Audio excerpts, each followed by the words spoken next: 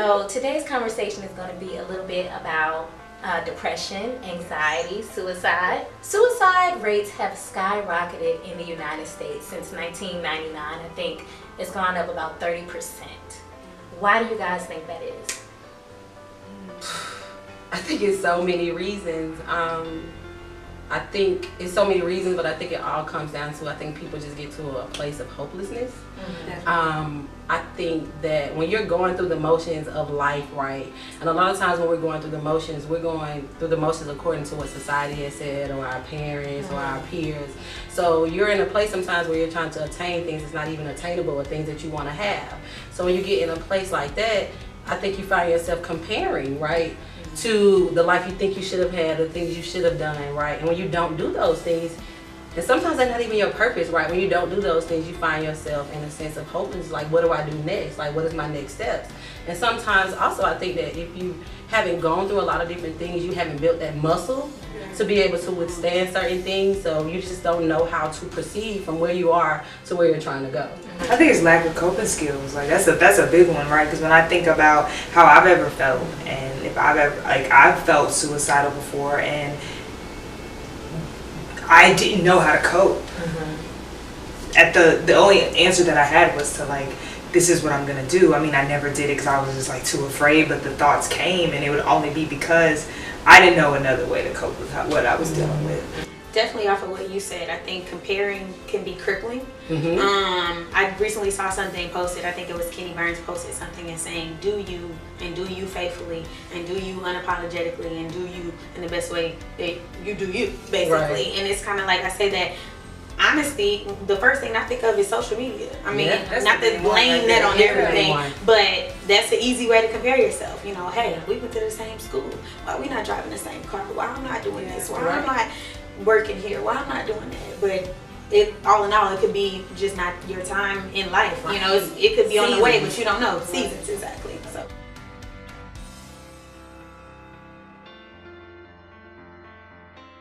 In many ways, achieving all your goals provides the opposite of fulfillment. It lays bare the truth that there is nothing you can purchase, possess, or achieve that will make you feel fulfilled over the long term. So this article is kind of suggesting that there's a problem with our culture, because it goes on to say we need to help people craft lives that are more meaningful and built on a firmer foundation than personal success. So he's talking about how we have a culture in America where your value is based on how successful you are, and people are feeling a sense of loss if they aren't successful. Can anybody speak to that aspect? Success, people, you know, feeling like you're not where you want to be. I think success, something that I've learned, right, is that you really just have to define it for yourself. What do I deem as successful? How do I know I quote unquote made it? Like how do I know that I'm progressing? At the end of the day, do I feel like my day was fruitful? Did I do what I needed to do? Like, to me, sometimes my success changes every day. Some days I'm just trying to make it through today. Right.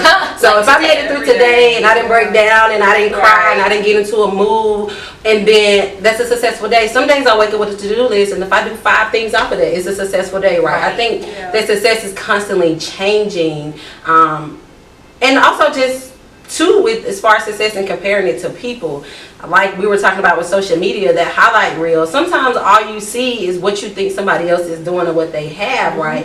And you may think that's successful, right? But because they have it, they might even think that's successful, right? That's the big one. Right. And then sometimes when people have it, like we always hear about the highlight reel, like when you think about social media, I don't get on there when I'm crying, or when I'm sad, or I'm depressed, or my day was just horrible. Like, you show the good parts, right? And I think a lot of times we've gotten into that mode of just like just thinking that success has to be a certain type of way. And something else that I've done recently is just limit my time on social media. And if I'm having a bad day, I will not get on social media. It's not going to help me, because you fall into this mode, this deeper mode of comparing yourself, right? So I think that success changes, and we just have to take the steps to really define success for ourselves. And I like what you're saying, defining success for yourself, because like you said, for some people, getting out of the bed was a successful day, right? Like the fact that I got up and went to work, won, you know what I mean? So I think that we should like chase feelings and not success. And I mean, that's something that I've learned. And actually, like, what does success mean? I hate it. It's so annoying. It's actually a very annoying word because like there's no meaning. There's actually no meaning to it. And so I think that like chasing a feeling, like what I've had to do, because I've just been through so much in the last like month and a half, is like chase a feeling. Like, what can I do to make myself feel better right now? I like that. And it's actually, so my stuff is health related and mental. So it's like, okay, what do I need to feed my body so that I feel better physically? And then how can I stay in a mindset that keeps me like positive? One friend, she basically said it felt like she's wrapped in a blanket 24/7 and like an ocean, a wave has come over her and she can't swim in the ocean. And so she actually came here to Atlanta for a while because she moved from where she was. She wanted to start anew. And I tried to link up with her, and this is before I knew that she was clinically depressed. And she wouldn't link up with me. She would not respond to my texts. And I'm like, you're here, let's hang, let's do stuff. And she's like, she would always make up an excuse. Yeah, okay. And finally she moved back to, you know, her hometown. And later she revealed to me that she was depressed. And it didn't make sense until when she told me. And then she disappeared off of social media for a few months. And I kind of checked on her like, because when people start doing stuff that's out of their character, and we'll get to the warning signs in a minute, but that's something that I kind of noticed. I'm like, she's always on social media. And then she disappeared. So yeah, let's talk about the warning signs of depression.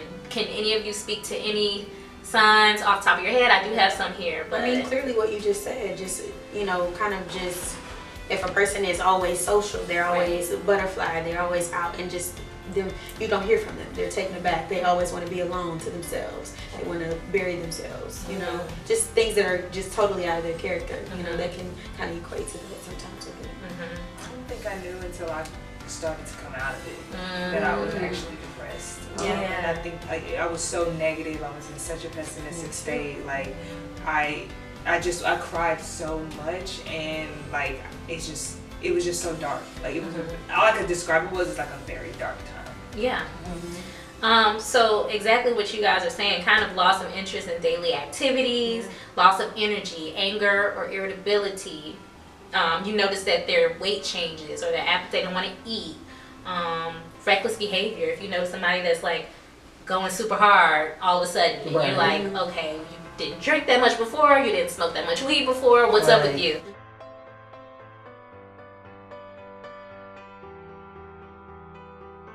What things you shouldn't say to people when they're going through stuff like that. So one of them is you shouldn't say snap out of it. Or you shouldn't say, why are you not happy today? You have so many things to be happy about. Oh my God. You know, stuff like that. Or I learned recently when someone takes their life, you shouldn't say committed suicide. You're supposed to say they took their own life or they died by suicide. So just some of the language around the things that we're discussing, you know, because committed makes it sound like it's an act of a heinous crime. I got that right in that moment. Yeah. I got that. So just being aware of some of the language we use and some of the things that we say to people when they're going through these things. So don't talk about suicide only when suicides happen. There should be a continuous conversation, not just when tragedy strikes. And when dealing with people who are depressed, I kind of struggle with the idea of if I should quote unquote save them from themselves, or do people have a right to take their life? Like we have to, when we're talking about suicide, like does someone have that right? Who are we to, because I know somebody who's depressed, and she told me that nobody can save her from herself. She has a right to do what she wants with her own life. That's scary. And I kind of struggle with that because I'm like, well, I know that's the depression talking, but what do I do as a friend? Should I let her do whatever she does, or do I try to intervene? I think it's like, intervene is not the word. I think it's like just support or like help the depression in a way, because I think that just it's so tough, right? But maybe just trying to provide resources, looking up coping mechanisms, because like there's cognitive behavioral therapy, which is like actual takeaways and things you can do to help cope with stress, right? Versus like meditation and all that. Yeah, meditation doesn't really work for me, but right, that's what I'm saying. So there's other things, like there's cognitive behavioral things that you can do. And, you know, maybe just suggestions. I definitely, just off of what she said, I think the answer is just being supportive, and just encouraging and being available. You know what I mean? Being available and being present. You know what I'm saying? You know, if she calls you, just be available.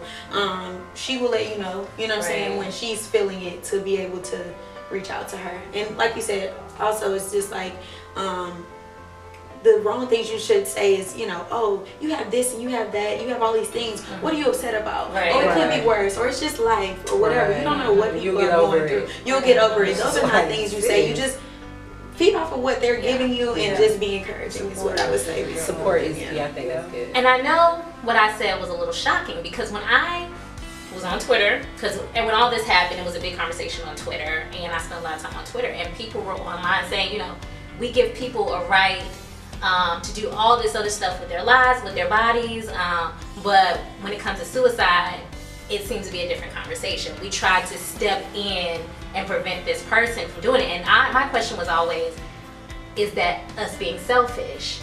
If someone feels like they don't want or can't be here anymore, what recourse does someone have? My ex drank a lot. But he attributed it to the lifestyle, like party promotion and stuff like that. But in hindsight, you know, it's probably like he drank every day. There's no way that you can be drinking every day and be okay. No way. Yeah, you're right. Yeah, same here. It was to the point, it was like, this is not social anymore. Like, what's wrong? Like, even having to just literally sit him down, like, listen, I feel like something is wrong. You can confirm or deny, but when you're with somebody, you spend so much time with them that you notice things about them they don't even know that you notice. And it's like, if you get up in the morning before we eating breakfast and you're having a drink, that's a problem. If you're having a drink before we go to bed at night, that's a problem. If we go out to dinner somewhere and I get a drink and you have 4 drinks, that's a problem. Like, what are you trying to mask? Like, what are you trying to hide? And sometimes I would notice that he would be a different person when he would be drinking, right? So he would be more outgoing and he would talk. And when he wasn't drinking, he would be so reclusive. It would be like, are you in the house? That becomes who they are. Is that when they're drinking, that becomes who they actually are.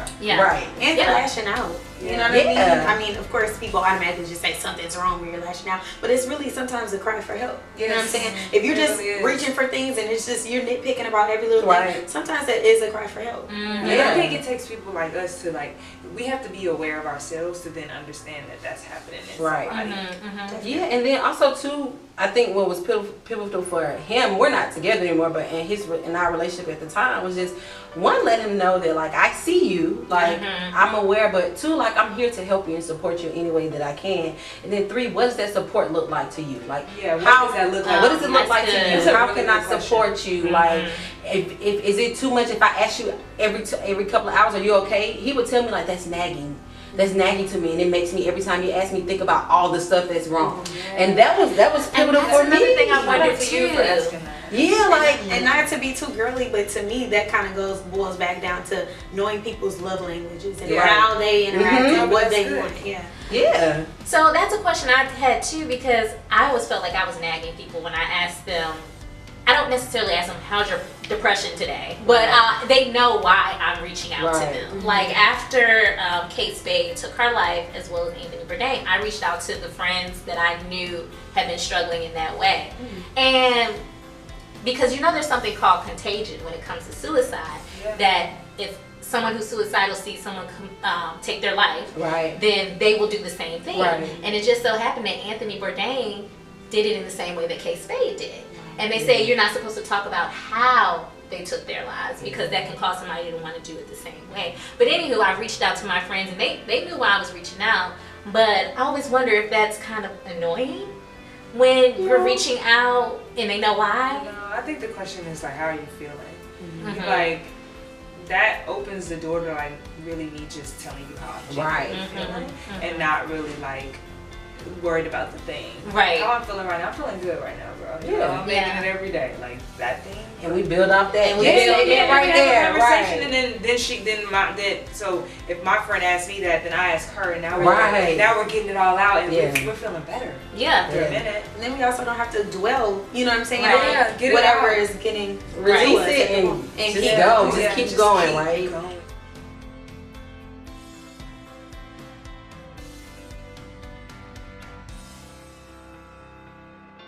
Why don't we seek therapy, and why don't we talk about it? I think it's so many. I think it's so many reasons. Number one, I would say, I mean, in the Black community, one thing that I do know of is like, a lot of times it's just like, oh, you'll be okay, just pray about it, or just go to church, and that's big in our community. Our parents, our grandparents, they never had access to those tools, and so it was kind of like we had to do what we had to do. It wasn't, learn how to cope, learn how to deal with it, or go talk to someone. Right. It was just always, we're gonna handle it in house. That's not everybody's business. Don't get your laundry. We all know. And I think that's where we get that. Oh, I'm stronger if I'm holding it in. I'm being private. I'm minding my business. But it takes life situations where you learn you are strong. So what has been, I guess, your experience with therapy, right? Because I'm in a place where I've like reached out to somebody. We've started going through the process, and I'm like, okay, because it was on my goal list for 2018. Like, I want to go to therapy, right? And I thought about going to therapy 3 or 4 years ago, right? But I messed up when I shared it with my family members about me wanting to go, and it was just like, why you get a response? Yeah, you don't need to go. Right? It's almost like, why you need to go? We talk about it. It's just like, y'all are part. Sometimes y'all are part of the problem. It's hard for me to talk about it with y'all. And not saying that my family is just horrible people, but we've spent a whole lifetime together, so we have certain things we dealt with. We covered it up. We swept it under the rug. We haven't fully talked about it, addressed it. Right? We won't talk about it. If you try to bring it up, somebody will go on around it. It's just like they won't remember. People get amnesia. You know, they could be contributing to it. Exactly. So I wanted to get somebody else from an objective point of view, so I can freely share and not feel like when I'm sharing with you, you automatically thinking about what to say back to me or putting your defenses up. You know what I mean? And you know what? I am a product of divorce, a child of divorce. I have 2 very loving parents. But you know, something triggered in my brain probably a few weeks ago when I was with my mom, and we were talking about my childhood, and I kind of said something to her, and I kind of regret it, but I was like, you know, we grew up in a house where we never talked about anything. And I said, we haven't talked about this divorce yet. That's right. And I'm 31.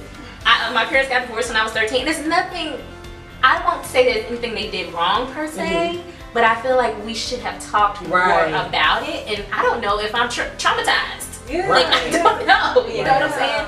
And so I feel like because we keep so many things and we find stuff out in our behaviors later on in life, we're like, oh, I mean, I literally look at people different now. Like, I think I actually have more compassion for people. I mean, I always kind of have, but I think I have more now that I go to therapy, because it's like, yeah, she got some stuff. Exactly. You can see it now, right? Like, she got some stuff going on that ain't got nothing to do with me. Like, just go to therapy. And I've been through therapy as well, group along with one-on-one. But, you know, a lot of times, even if you don't have those resources to go and pay for therapy, it can be therapeutic, like you said, talking to a stranger, because they have a different point of view. A lot of people, you see people at a bar just talking to a stranger, spilling their guts out, because it's just like, you can't judge me, you don't know who I'll be gone in 2 minutes. Talking, what we're doing right now is therapeutic. Well, the only thing is, like, I would, anybody that's been through trauma, I would definitely suggest, like, you can scrape up $50 and go there. Because the only thing about a trained psychologist, you know, is like, there's science with this, right? Like, these are not just like there's chemicals in our brain that are triggering certain emotions, and those are things that we can learn from. There also may be one small incident that happened to you as a child, because you go through your whole life. You talk about your whole life with your therapist, and they can help you understand, this is what happened. This person's still in your life, and they need to be out because it's not safe for you. This is still affecting you. Wow, that's so powerful that you just said that. It's not safe for you. Yeah, like it's not adding to my your therapist growth. asked me, what will make you safe? What will make you feel safe? And I am starting to create a life that makes me feel safe in terms of my emotions, so that I'm not like acting in an addictive way. I just want to say that there are resources out there. There's something really cool called Therapy for Black Girls. I don't know if you guys have heard about that. It's a cool resource. She's great. I think her name is Dr. Joy. And then if you want to talk to somebody, there's a number, 1-800-273-TALK. You can call in the U.S. Or suicide.org to find a helpline in your country. And I want to say, ladies, it has been a pleasure speaking with you all. I feel like we are going to do amazing things. Absolutely. No matter where we go. Amen. Amen. All right. Hugs. Hugs.